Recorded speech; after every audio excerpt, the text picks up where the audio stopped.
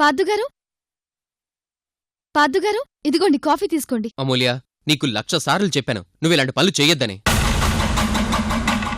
అమ్మా అమూల్య, వెళ్ళి కొంచెం వాడికి ఎదుర్రామ్మా.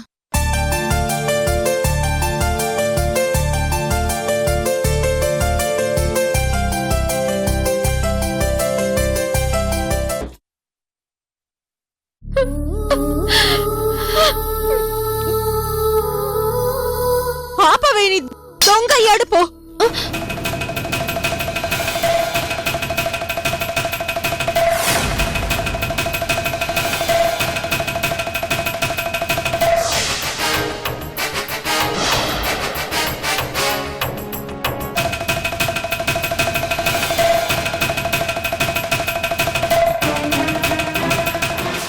పార్దు, పార్దు, యాక్సిడెంట్ జరిగిందన్నారు. ఎలా జరిగింది పార్దు? ఏం లేదు నాన్న, చిన్న యాక్సిడెంట్ అంతే.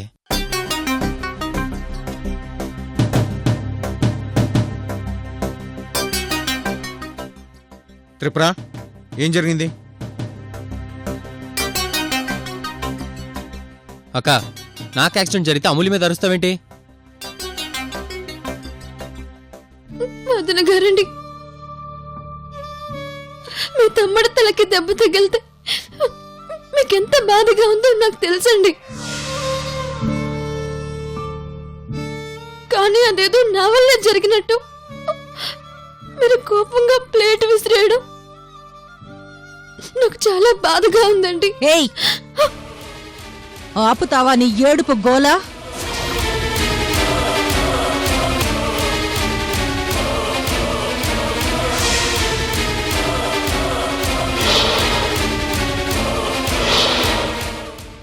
ఏ త్రిపుర, నీకేమన్నా మెంట్లా?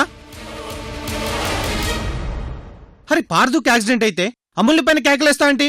అసలు వాడికి యాక్సిడెంట్ అయ్యిందే ఈ మహాతల్లి వల్లే.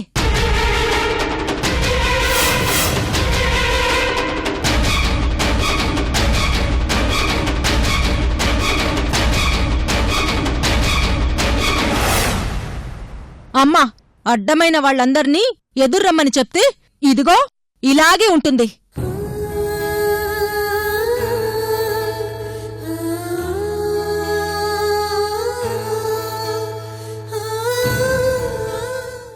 ఒరే పార్దు, చూడు, ఈవిడ గారు ఎదురొస్తే నీకు ఎలా జరిగిందో.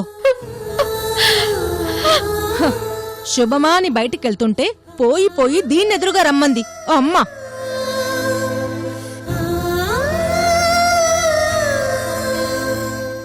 ఏ త్రిపుర, కాసేపు నువ్వు సైలెంట్ గా ఉంటావా?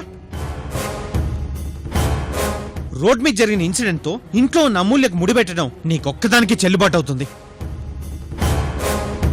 అసలు ఎక్కడో జరిగిన యాక్సిడెంట్ కి ఇంట్లో ఉన్న అమూల్యకి ఏమన్నా సంబంధం ఉందా? ఉంది ఈశ్వర్.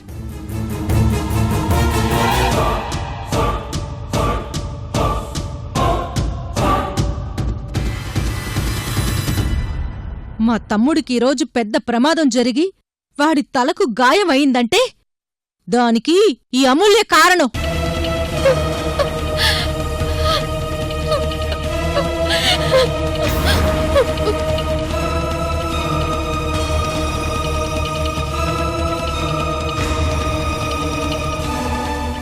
ఈ మహాతల్లి ఎదురు రావటం వల్లే పార్దుకి ప్రమాదం జరిగింది. అక్క,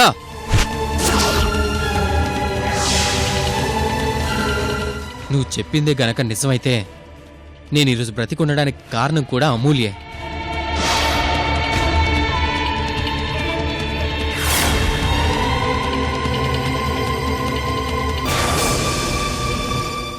రే పార్దు, ఏంట్రా ఆ మాటలు? నిజం, నేనిప్పుడు మీ ముందున్నానంటే అమూల్య ఎదురు రావటం వల్లనేమో అనిపిస్తుంది.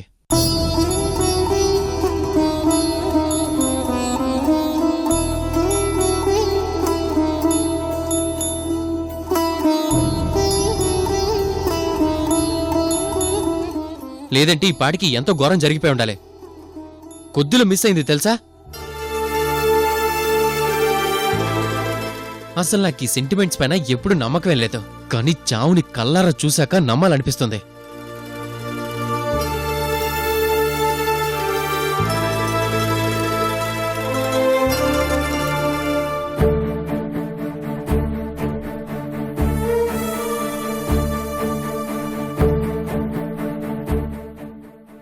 అక్క, అమూల్య ఎదురు రావడమే సెంటిమెంట్ అనుకుంటే ఈరోజు అమూల్య ఎదురొచ్చింది కాబట్టే నేను బ్రతికాను.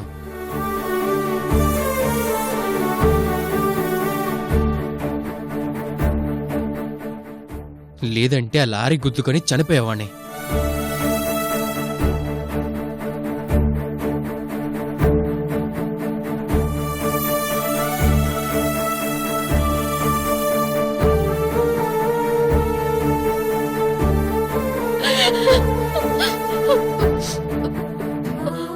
వదిన గారండి, మా ఊళ్ళో ఎవరు ఏ శుభకార్యం కోసం బయలుదేరినా నన్ను మా చెల్లిని ఎదురమ్మంటారండి. అత్తయ్య గారు, మీకు తెలుసు కదా, మా ఊరి గుడి తలుపులు కూడా నా చేతులతోనే తెరిస్తే తెరుచుకుంటాయని.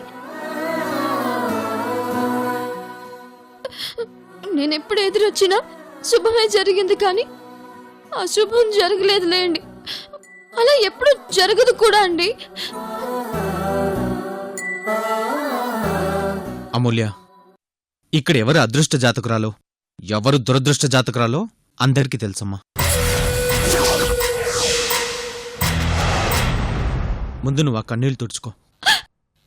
అది కాదండి అన్నయ్య గారు, నేను ఎదురు రావడం వల్లే పార్థు గారికి చెడు జరిగింది అంటుంటే బాధేసిందండి.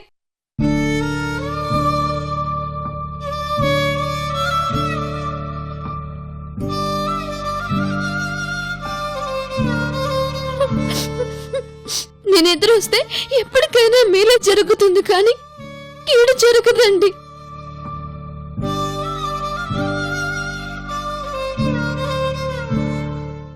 అమూల్య, సరే అమ్మా, ఏడవకు. చూడు, నీ మంచితనం గురించి మాకు ఆ రోజు మీ ఊళ్ళో చాలా మంది చెప్పారు. మా త్రిపుర మాటలేం పట్టించుకోకు. పార్థు, నువ్వు ఇంట్లో రెస్ట్ తీసుకో.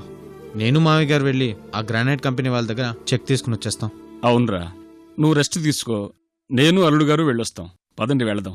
నాన్న, ఒక నిమిషం, నేను కూడా వస్తాను. అది కాదు పార్థు, నువ్వు రెస్ట్ తీసుకో. అవును పార్థు గారు, మీరింట్లోనే ఉండండి.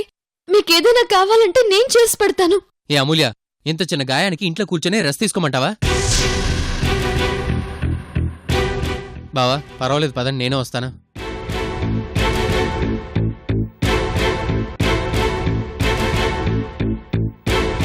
బావా, ఒక్క నిమిషం.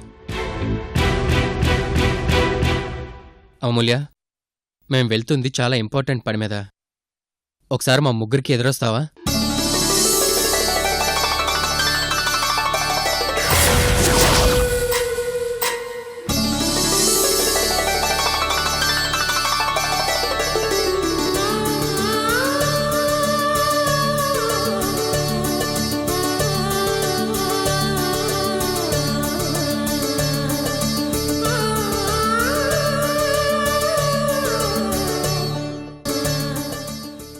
ఏంటి అలా చూస్తున్నావు? ఎందుకో నువ్వు ఎదురొస్తే సెంటిమెంట్గా వర్కౌట్ అవుతుందనిపిస్తుంది.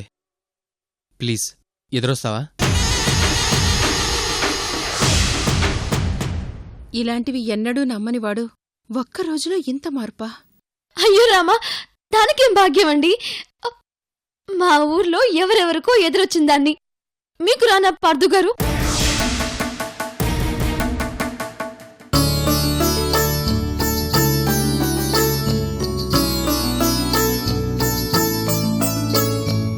పదండి. వెళ్ళొస్తానమ్మా.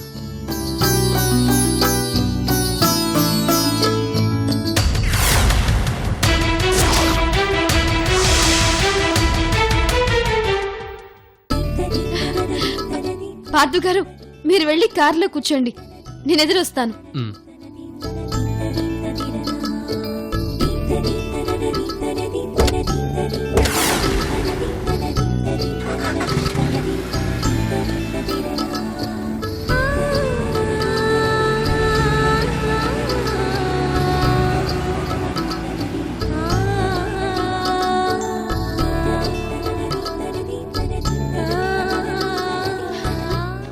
అమ్మవారి ఆశీస్సులతో మీరు వెళ్ళిన పని అంతా క్షేమంగా జరిగిపోయి లాభంగా తిరిగొస్తారు.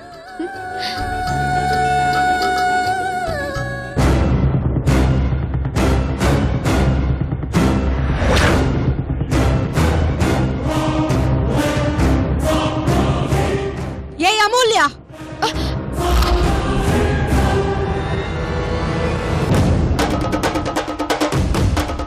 నువ్వెదురొచ్చావు. నా తమ్ముడికి యాక్సిడెంట్ జరిగింది. ఇప్పుడు ఏకంగా మా నాన్న, నా భర్త, నా తమ్ముడికి కూడా నువ్వే ఎదురొచ్చావు. వాళ్ళకేదైనా జరగాలి. నీకు ఈ త్రిపురేశ్వరి అంటే ఏంటో చూపిస్తాను. త్రిపుర, నోరు కంట్రోల్లో పెట్టుకోమని నీకు చాలాసార్లు చెప్పాను. అమ్మా, మీరందరూ కలిసి దీని మాయలో పడిపోయారు.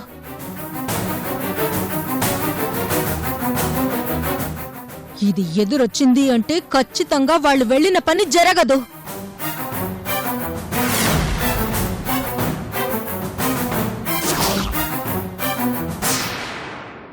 హ్మ్. ఉదయం తమ్ముడికి జరిగిన యాక్సిడెంటే దానికి ఉదాహరణ.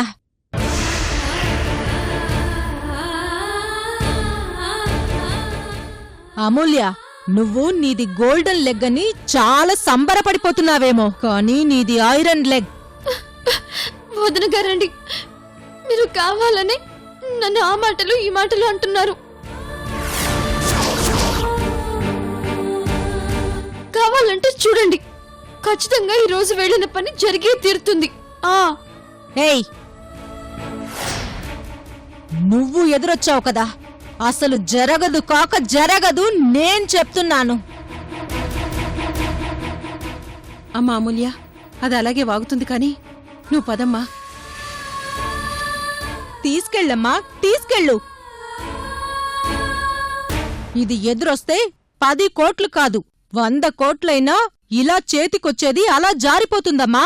కావాలంటే నేను రాసిస్తాను.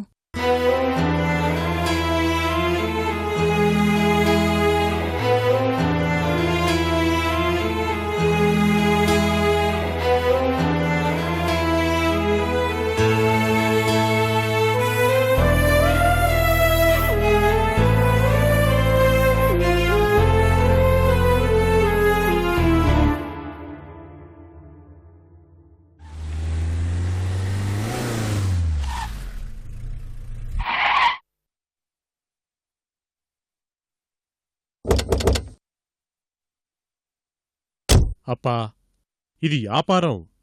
10 రూపాయలకా కొని 100 రూపాయలకి అమ్మగలిగితేనే మనం ఈడ నిలబడతాం. ఏమే, వ్యాపారంలో లాభాలు నష్టాలు చూడాలి కాని న్యాయాలు అన్యాయాలు చూడకూడదప్పా. పిచ్చి పిచ్చి ఆలోచనలు మానేసి ఆ డాక్యుమెంట్లో తీసుకునిరా. పోసామే. నమస్కారం అండి. నమస్కారం. రండి సామే, రండి. నమస్కారం అండి. ఆఫీసులో కూర్చుందాం. పర్లేదులేండి. చెప్పండి సామే, ఏమి తీసుకుంటారు? చల్లగా, మజ్జిగ, కూల్ డ్రింక్? మర్యాదలు అవసరం లేదండి. రామచంద్రారెడ్డి గారు, మనం అనుకున్న ప్రకారం మీరు మాకిస్తానని అమౌంట్ ఇస్తే తీసుకుని వెళ్ళిపోతాం. అమౌంటా? ఏ అమౌంటు?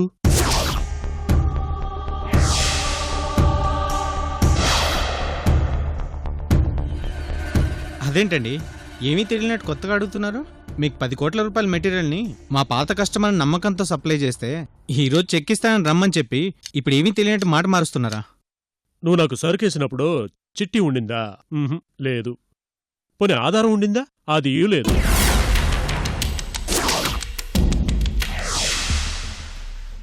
నువ్వు అడగగానే పుసుక్కున ఎట్టా ఇచ్చేస్తాననుకున్నారు?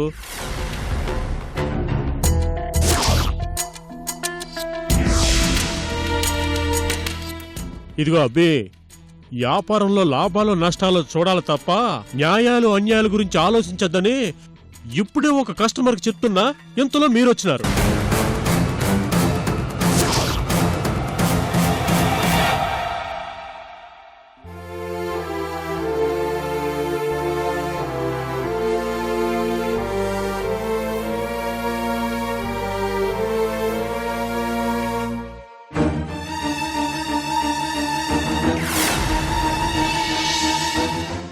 ఎదురొచ్చింది అంటే ఖచ్చితంగా వాళ్ళు వెళ్ళిన పని జరగదు.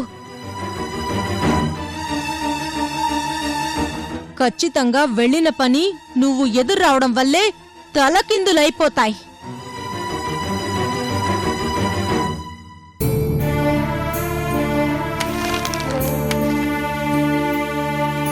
అమ్మా అమూల్య, కాఫీ తీసుకో.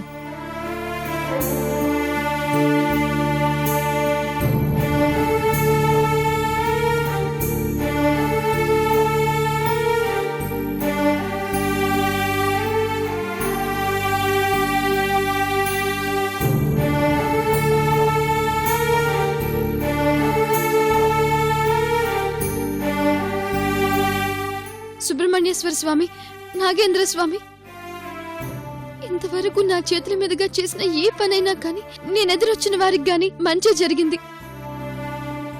ఈరోజు పార్థు గారు వెళ్ళిన పని తప్పకుండా జరిగి తీరాలి స్వామి.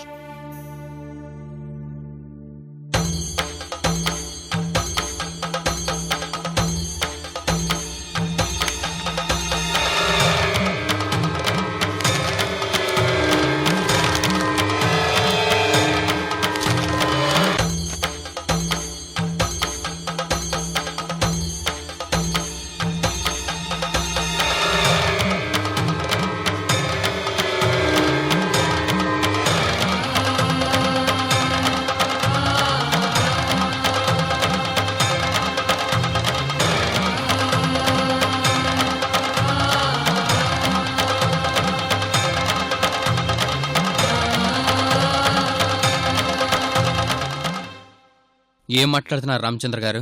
నిన్నటి వరకు ఇస్తానని చెప్పి ఈరోజు మాట మారుస్తున్నారా? ఒట్టి ఎడ్డోళ్ళ ఉన్నావేంటప్పా?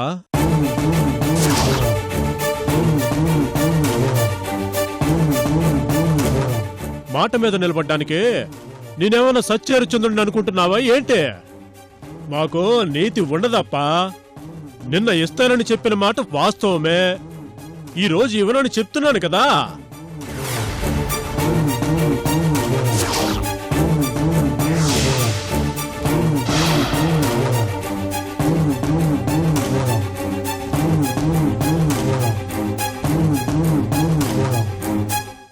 ఇప్పుడేం చేస్తారు? నా మీద కోపంతో కోర్టుకు పోతారా? పోండే. ఈ కేసు తీర్పు వచ్చి న్యాయం జరగడానికి ఇంకో 20 సంవత్సరాలు పట్టుద్ది. పార్థు, సడన్గా ఏంటి ఇలా జరిగింది? ఇస్తానని చెప్పిన 10 కోట్ల డబ్బులు ఇప్పుడు ఇవ్వలే అంటున్నాడు. ఇంతలో ఏం జరుగుంటుంది? రామచంద్ర గారు, మీరిలా సడన్ గా మాట మార్చడం మీకు ధర్మం కాదు. కాదని నాకూ తెలుసు సామే, కాని 10 కోట్లు మీ చేతికి అప్పనంగా వదులుకోవడానికి ఇది వ్యాపార ధర్మం అనిపించుకోదు. ఇది మా ప్రాపర్టీ, మీరా విషయం మర్చిపోతున్నారు. ఇప్పుడు ఎవరు కాదన్నారప్పా? మీ దగ్గర చిట్టీలు లేవు, ఆధారాలు లేవు. 10 కోట్లిస్తానని నువ్వు ఎట్టా అనుకున్నావు?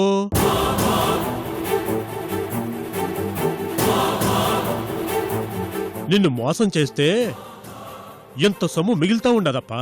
తప్పదో.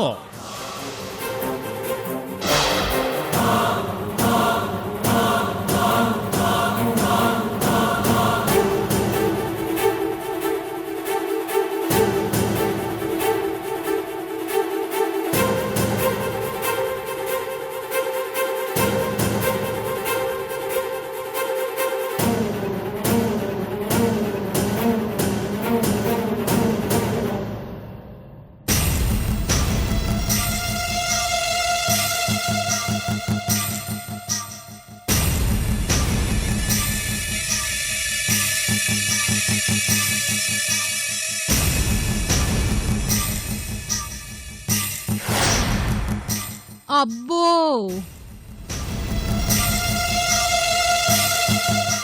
మంత్రాలకు చింతకాయలు రాల్తాయా లేక పూజలు చేస్తే పరిస్థితులు మారుతాయా?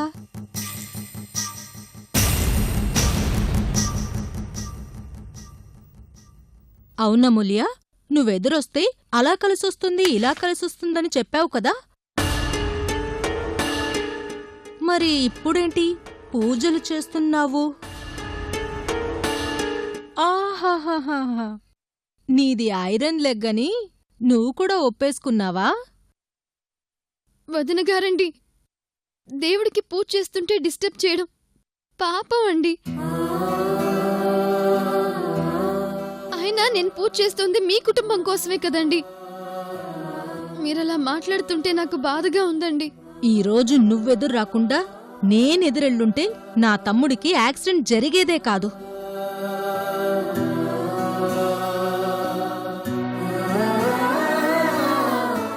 ఇప్పుడు వెళ్ళిన పని కూడా హ్యాపీగా జరిగిపోయేది. నువ్వెదురు రావటం వల్ల మా తమ్ముడికి దెబ్బ తగలడం అప్పుడే నాకు అర్థమైంది.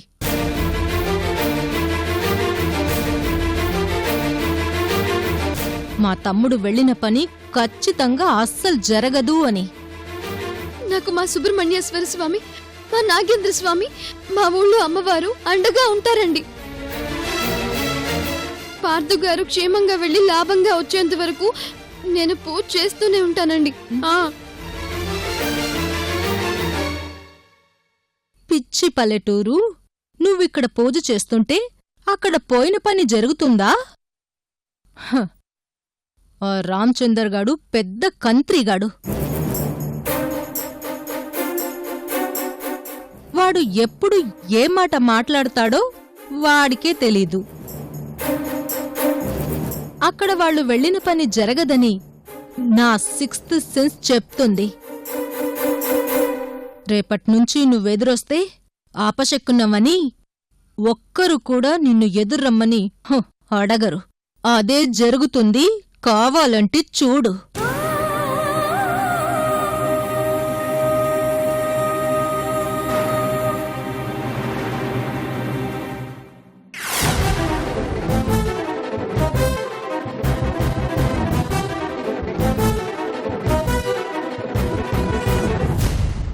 అసలు వెళ్ళిన పని ఏం జరిగిందో ముందది చెప్పు.